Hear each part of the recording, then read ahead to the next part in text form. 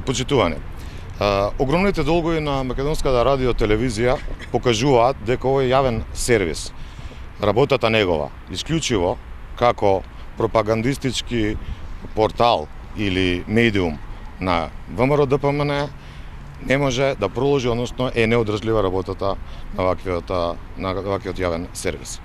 Раководството на македонската радио телевизија за само 2 години го зголеми долгот кон државата за 3 пати.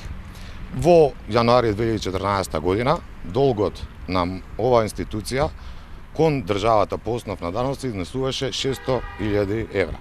По последните податоци на Управата за јавни приходи покажува дека во февруари 2014 овој долг кон државата изнесува 2 милиони евра.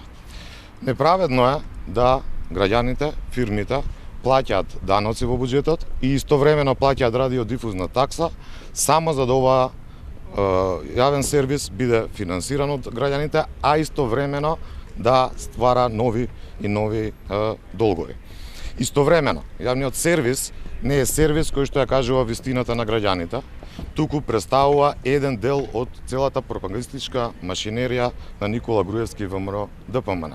Само за пример, во последниот месец, од 1 февруари оваа година до 29 февруари истава година, за 29 дена, на Македонска радио телевизија се објавени 3 часа и 37 минути позитивни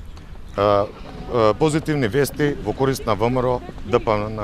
Во истиот период за СДСМ се објавени само прилози во време трајање од 38 минути. Од прилика, значи за 1 час е разликата на позитивни вести кои се објавени во корист на едната или другата партија.